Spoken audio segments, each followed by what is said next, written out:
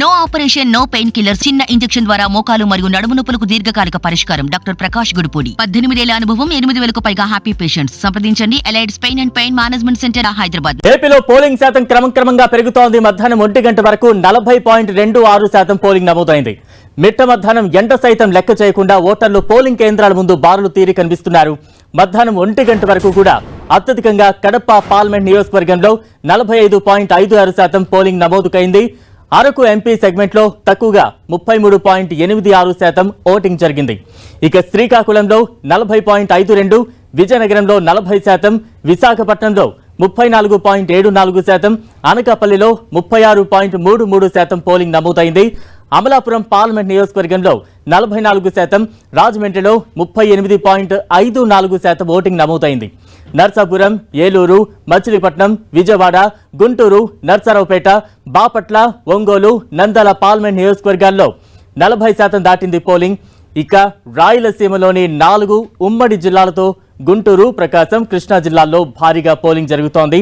ఇక ఏజెన్సీ ప్రాంతమైన అల్లూరి సీతారామరాజు జిల్లాతో పాటు పార్వతీపురం, మంజం జిల్లాలోనూ ఓటింగ్ కాస్త మందగొడిగా నమోదవుతోంది.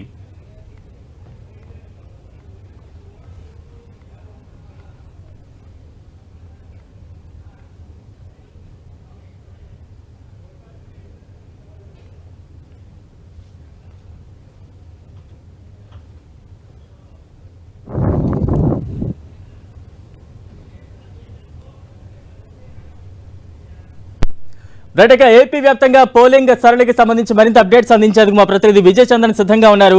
విజయ్ చంద్రన్, ఇప్పటి వరకు ఎంత పోలింగ్ శాతం నమోదైంది? పోలింగ్ సరళి ఏ రకంగా సాగుతోంది ఉదయం నుంచి కూడా? నగరం ఆంధ్రప్రదేశ్లో పోలింగ్ పర్సెంటేజ్ అయితే కనుక విపరీతంగా జరుగుతుందని చెప్పొచ్చు. పెద్ద ఎత్తున మహిళలైతేనేమి, వృద్ధులైతేనేమి పెద్ద ఎత్తున స్వచ్ఛందంగా వచ్చి తమ ఓటును వినియోగించుకుంటున్నారు. ఇతర ప్రాంతాల నుంచి కూడాను పెద్ద ఎత్తున ఇతర రాష్ట్రాల నుంచి, తర్వాత ఇతర ప్రాంతాల్లో ఎవరెవరైతున్నారో వారందరూ కూడా తమ ఓటుకు వినియోగించుకునేందుకోసం ముందుగానే తరలి రావడం జరిగింది. ప్రధానంగా హైదరాబాదు, బెంగళూరు తదితర సిటీల్లో పనిచేసే వాళ్ళు, సాఫ్ట్వేర్ ఉద్యోగులు అయితేనేమి, తర్వాత ఇతర బ్రతుకు తెరువు కోసం వెళ్ళిన వాళ్ళైతేనేమి, లేకుంటే ఒక చోటు నుంచి మరొక చోటికి వలస వెళ్ళిన వాళ్ళైతే వీరందరూ కూడా పెద్ద ఎత్తున విజయవాడకు, తర్వాత చుట్టుపక్కల ప్రాంతాల్లో ఉన్నటువంటి వాటికి ఆయా వారి సొంత ఊర్లకు ఎక్కడెక్కడైతున్నారో వారికి వచ్చి ఓటుకు వినియోగించుకునే ప్రయత్నం అయితే చేయడం జరిగింది. ఈ నేపథ్యంలో పెద్ద ఎత్తున ఓటుకు వినియోగించుకునే వారు ఉదయం నుంచి కూడాను పోటెత్తున్నారని చెప్పొచ్చు. అయితే మధ్యాహ్నం నుంచి రాష్ట్ర వ్యాప్తంగా పలుచోట్ల జరిగినటువంటి గొడవలు, పలువురు గాయాల పాలు కావడము, కొన్ని చోట్ల ఈవీఎంలు ధ్వంసము, ఈ నేపథ్యంలో వాహనాలు దగ్ధం కావడము, ఈ నేపథ్యంలో కొన్ని చోట్ల కొంత ఈ పోలింగ్ ప్రక్రియ అనేది కొద్దిసేపు అంతరాయం జరిగిందని చెప్పొచ్చు. ఆ నేపథ్యంలో ఆయా ప్రాంతాల్లో కొంత పోలింగ్ సరళి వేగం తగ్గినా కూడాను అధికార యంత్రాంగం వెంటనే అప్రమత్తమయ్యి ఆయా ప్రాంతాల్లో ఎక్కడైతే సంఘటనలు జరిగాయో ఆ ప్రాంతాల్లో మళ్లీ శాంతి భద్రత నెలకొల్పే ప్రయత్నం చేయడం జరిగింది. ఈ దౌర్జన్యాలకు పాల్పడే వారిని అదుపులోనికి తీసుకోవడము, తర్వాత కొన్ని చోట్ల లాఠీ చార్జీలు చేయడము, ఈ నేపథ్యంలో కొంత డిస్టర్బెన్స్ కలిగినా కూడాను మరీ దాన్ని చక్కదిద్దే ప్రయత్నం చేసి ప్రశాంత వాతావరణంలో పోలింగ్ కొనసాగించేందుకు పోలీస్ యంత్రాంగం కృషి చేసిందని చెప్పొచ్చు. ఈ నేపథ్యంలో కొంత డిస్టర్బెన్స్ అయితే జరిగింది. ఈ నేపథ్యంలో కొంత పోలింగ్ స్పీడ్ కొంత మధ్యాహ్నం తర్వాత కొంచెం తగ్గినా కూడాను ఏమాత్రం వేగం తగ్గలేదనే మటుకు చెప్పొచ్చు. ఇప్పుడైతే కనుక దాదాపుగా ఒక 55% పైగానే పోలింగ్ పర్సెంటేజ్ జరిగినట్లుగా మనకు సమాచారం అందుతూ ఉంది. మధ్యాహ్నం కావడం అయితేనేమి గొడవల కారణంగా కొంతమంది ఇళ్లలో నుంచి బయటకు వచ్చి తర్వాత గొడవలు సద్దుమణిన తర్వాత ఓటింగ్కి వెళ్దామని అనుకునే వాళ్ళను ఈ గొడవల నేపథ్యంలో ఆ ఓటు హక్కు వినియోగించుకునేందుకు క్యూ లైన్లోనికి వచ్చిన వాళ్ళు ఈ గొడవలు జరుగుతున్న నేపథ్యంలో వెనుదిరిగిపోవడం నేపథ్యం అయితేనేమి కొంత అయితే కనుక డిస్టర్బెన్స్ జరిగిందని చెప్పొచ్చు. మిగిలిన ప్రాంతాల మటుకు సక్రమంగా సజావుగా జరుగుతుంది. ప్రధానంగా పులివెందుల నియోజకవర్గం అయితే కనుక విపరీతమైన వేగంతో పోలింగ్ పర్సెంటేజ్ జరిగిందని చెప్పొచ్చు. మధ్యాహ్నానికే 50% పోలింగ్ పర్సెంటేజ్ పులివెందుల నియోజకవర్గంలో జరిగింది. ఇప్పుడు ఇంకా మరింత వేగంగా జరుగుతుంది. ప్రధానంగా జగన్మోహన్ రెడ్డి, తర్వాత చంద్రబాబు నాయుడు ఉన్నటువంటి వారి సొంత జిల్లాలో అయితే కనుక భారీ స్థాయిలో ఓటర్లు వచ్చి తమ ఓటుకు వినియోగించుకుంటా ఉన్నారు.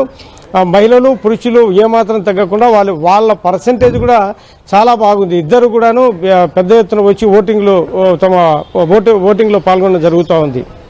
విజయచంద్ర అంటే కొంతవరకైతే కనుక ఈ గొడవల కారణంగా డిస్టర్బెన్స్ జరిగిన పోలీసులు విజయచంద్ర అంటే ఇప్పటి వరకు అధికారిక సమాచారం ప్రకారం 1 గంట వరకు 40% అయితే మనకు కనిపిస్తూ ఉంది. మరింత పెరిగితే ఖచ్చితంగా పెరిగే అవకాశాలు ఇప్పటికైతే కనిపిస్తూ ఉన్నాయి. ఎలా అర్థం చేసుకోవాలి? ఓటరు చైతన్యం ఏ రకంగా కనిపిస్తోందని మీరు భావిస్తూ ఉన్నారు క్షేత్రస్థాయిలో? మరోవైపు మహిళా ఓటర్లు కావచ్చు, యువ ఓటర్లు కావచ్చు, వారి సంఖ్య ఏ రకంగా కనిపిస్తోంది? గత ఎన్నికల్లో మనం చూసాం, చాలా లేట్ నైట్ వరకు కూడా మహిళలు పెద్ద ఎత్తున క్యూలో నిలబడి ఓట్లు వేసిన సందర్భాన్ని కూడా ఇప్పుడు మనం ఒకసారి గుర్తు చేసుకోవాల్సిన సమయం వచ్చింది. ఆంధ్రప్రదేశ్లో మొదటి నుంచి చూస్తే పోలింగ్లో తమ ఓటుకు వినియోగించుకునేందుకోసము ఓటర్లు చాలా ఉత్సాహం చూపుతాం అనేది పరిపాటిగా జరుగుతున్నటువంటిది. అయితే ఒక 20 నియోజకవర్గాల్లో మాత్రమే ఈ ఓటింగ్ తక్కువగా ఉండేది. అంటే హై రిచ్ ప్రొఫైల్ ఉన్నటువంటి ఏరియా ప్రాంతం అయితేనేమి, తర్వాత ట్రైబల్స్ ఉన్నటువంటి ప్రాంతంలో ఒక్కొక్క చోట కొండ ప్రాంతంలో ఉండడము, తర్వాత వాళ్ళు ఓటు వేసేందుకు సరైనటువంటి ఫెసిలిటీస్ లేకపోవడము, సౌకర్యాలు లేని కారణంగా వాళ్ళు ఓటుకు వినియోగించుకునేందుకు ఆసక్తి చూపినటువంటి పరిస్థితి. అయితే ఆ 20 నియోజకవర్గాల మీదుగా, అంటే విశాఖపట్నము, తర్వాత అక్కడ ఉన్నటువంటి ట్రైబల్ ఏరియాస్, వాటి మీద ప్రధానంగా ఎన్నికల కమిషన్ దృష్టి పెట్టింది. ఆ ట్రాక్ రికార్డు చూసి ఏ నియోజకవర్గాల్లో ఎందుకు పోలింగ్ పర్సెంటేజ్ తగ్గుతుంది అనే దాని మీద దృష్టి పెట్టి అక్కడ ప్రధానంగా ఓటర్లను చైతన్యపరిచే ప్రయత్నం చేయడంతో పాటు వారికి తగిన సదుపాయాలు, సౌకర్యాలు కూడా ఏర్పాటు చేశారు. ఈ నేపథ్యంలో అక్కడ కూడా కొంతమేరకు అయితే కనుక పెరిగిందని చెప్పొచ్చు. ఇప్పుడైతే గొడవలు జరిగి ఎక్కడైతే కనుక వాహనాలు దగ్ధం చేయడము, ఆ చోట కొంత డిస్టర్బెన్స్ అయితే ప్రస్తుతం జరిగిందని చెప్పొచ్చు. మిగతా చోట్ల బాగా జరుగుతూ ఉంది. ఇప్పుడు ఉన్న ఇదే పరిస్థితి కొనసాగితే మటుకు 85% దాకా ఏపీలో పోలింగ్ పర్సెంటేజ్ ఉండే అవకాశం ఉందని చెప్పొచ్చు. విజయచంద్ర, అంటే ముఖ్యంగా సమస్యాత్మక ప్రాంతాల్లో ఎటువంటి కట్టుదిట్టమైన భద్రతా ఏర్పాట్లు కొనసాగుతున్నాయి? 1-2 ప్రాంతాల్లో చెదురుమదురు ఘటనలు మనం చూసాం. దాన్ని చూసి కొంత భయపడే సిచ్యువేషన్స్ కూడా ఉన్నాయి. అలాంటి సందర్భంలో ఓటర్లో ఒక ధైర్యాన్ని నింపి మళ్ళీ పోలింగ్ కేంద్రాలకు వచ్చే విధంగా ఎటువంటి చర్యలు చేపడుతూ ఉన్నారు? ప్రధానంగా చిత్తూరు, పల్నాడు తదితర ప్రాంతాల్లో, తర్వాత తాడిపత్రి ఇటువంటి ప్రాంతాల్లో ఎక్కువగా గొడవలు జరగడము, ఈ నేపథ్యంలో పోలీస్ యంత్రాంగము ఈ ప్రాంతాలను ముందుగా ఐడెంటిఫై చేసినా కూడా ఆ గొడవలను అరికట్టడంలో కొంత ఫెయిల్ అయిందని చెప్పొచ్చు. ఈ నేపథ్యంలో ఆయా ప్రాంతాలకు ముందుగానే అదనపు బలగాలను పెట్టినా కూడా అదుపు చేయడం కష్టమైపోయింది. కాబట్టి ఇప్పుడు ఉన్నటువంటి పరిస్థితులలో పోలీస్ యంత్రాంగం ఇంకా అదనపు బలగాలను కూడా అక్కడికి దించి ఆ గొడవలన్నింటినీ సరిదిద్ది పోలింగ్ ఎటువంటి ఇబ్బంది లేకుండా సజావుగా నిర్వహించేందుకోసం అయితే కనుక కృషి చేయడం జరుగుతూ ఉంది. ఇంకా సాయంత్రం నుంచి ఇంకా మరికొంత పోలింగ్ పర్సెంటేజ్ వేగంగా పుంజుకుంటుంది. ఎందుకంటే ఈ గొడవల కారణంగా అయితేనే మిట్ట మధ్యాహ్నం కావడము, ఎండలు విపరీతంగా ఉండడం, ఈ నేపథ్యంలో కొంత వృద్ధులైనటువంటి వారు సాయంత్రం కొంచెం వేడి తగ్గిన తర్వాత ఓటింగ్కి వెళ్దాం అనుకునే వాళ్ళు, ఇటువంటి వాళ్ళు మధ్యాహ్నం బయటికి రావడానికి ఇష్టపడరు కాబట్టి క్యూలో నిలబడాల్సి ఉంటుంది. కాబట్టి ఈ నేపథ్యంలో కొంత తగ్గినా కూడాను మరీ సాయంత్రం వేగం పుంజుకుంటుంది. ఈ గతంలో ఏ విధంగా అయితే కనుక లేట్ నైట్ వరకు చాలా చోట్ల పోలింగ్ జరిగిందో ఇప్పుడు కూడా అదే పరిస్థితి ఉంటుందనడంలో ఎటువంటి సందేహం లేదు. విజయచంద్రన్, అంటే పోలింగ్కి సంబంధించి ఎన్నికల అధికారులు ఎటువంటి అంచనాలతో ఉన్నారు? ఎంత పర్సెంటేజ్ ఓటింగ్ నమోదు అవుతుంది అనే ఒక ఎక్స్పెక్టేషన్స్తో పోలింగ్ అధికారులు, ఎన్నికల అధికారులు ఉన్నారు. ప్రస్తుతం ఈ పోలింగ్ సరళి చూస్తుంటే అది నిజంగా రీచ్ అయ్యి లేదంటే క్రాస్ అయ్యే విధంగా ఉందనుకోవచ్చా? ఎన్నికల అధికారులు 0% వైలెన్స్తో ఎన్నికలు నిర్వహించాలని చెప్పేసి చాలా కృషి చేయడం జరిగింది. చిత్తశుద్ధితో ప్రయత్నాలు అయితే చేయడం జరిగింది. దీనితో పాటు పోలింగ్ పర్సెంటేజ్ను కూడాను వాళ్ళు 80% అబోవ్ చేయాలా అని చెప్పేసి బాగా ప్రయత్నం అయితే చేయడం జరిగింది. ఇప్పుడున్నటువంటి పోలింగ్ పర్సెంటేజ్ చూస్తే కనుక 83 నుంచి 85 దాకా ఉండే అవకాశం ఉంటుందని చెప్పేసి ఎలక్షన్ కమిషన్లో ఉన్నటువంటి అధికారులు భావిస్తున్నారు. ఆ స్థాయిలో కూడా ఉండే అవకాశం ఉంది. రైట్. అంటే ప్రస్తుతం ఎటువంటి ఏర్పాట్లు కొనసాగుతూ ఉన్నాయి? ఎందుకంటే ఓట్లు వేయడానికి మహిళలు వస్తూ ఉంటారు, వయోవృద్ధులు ఎక్కువగా వస్తూ ఉంటారు. ఎవరికి ఎటువంటి ఇబ్బందులు లేకుండా ఉండేందుకు పోలింగ్ కేంద్రాల వద్ద ఎటువంటి సౌకర్యాలు కల్పించారు?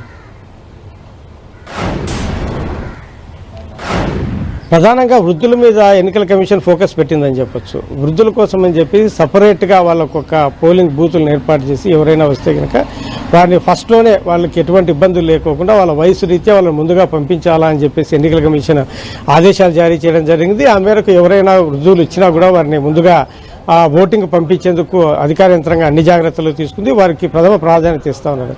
అంతేకాకుండా మహిళలకు తర్వాత ఎవరెవరైతే కనుక అనారోగ్యంతో బాధపడుతున్నారో వికలాంగులు వారికి కూడా ప్రాధాన్యత ఇస్తున్నారని చెప్పొచ్చు. వికలాంగులకు వారికి కూడాను ముందుగా ప్రాధాన్యత ఇస్తూ ఉన్నారు. ఎవరైనా అనారోగ్యంతో బాధపడినటువంటి వాళ్ళు సృహతప్పి పడిపోయిన సంఘటనలు కూడా చాలా ఉన్నాయి. ఆ నేపథ్యంలో వారికి కూడా వెంటనే ట్రీట్మెంట్ ఇచ్చేందుకోసం అక్కడ ముందుగా ఏర్పాటు చేసినటువంటి మెడికల్ టీము వారిని ట్రీట్మెంట్ అప్పుడప్పుడే వారికి ఫస్ట్ ఎయిడ్ ఇవ్వడం జరుగుతోంది. ఒకవేళ వారిని హాస్పిటల్కు తరలించాల్సిన పరిస్థితి ఉంటే కనుక వెంటనే అంబులెన్స్ను కూడా ఏర్పాటు చేసి వారిని అంబులెన్స్లో హాస్పిటల్ కూడా తరలించడం జరుగుతోంది. అట్లా పలు చోట్ల అయితే కనుక పోలింగ్ స్టేషన్ వద్దకు వచ్చి అనారోగ్యం పాలైన వారు, సృహతప్పి పడిపోయిన వారు, బీపీ షుగర్లతో కొంచెం ఇబ్బంది పడుతున్న వారిని వెంటనే ప్రథమ చికిత్స చేసి అంబులెన్స్ హాస్పిటల్కి తరలించిన సంఘటనలు కూడా ఉన్నాయి.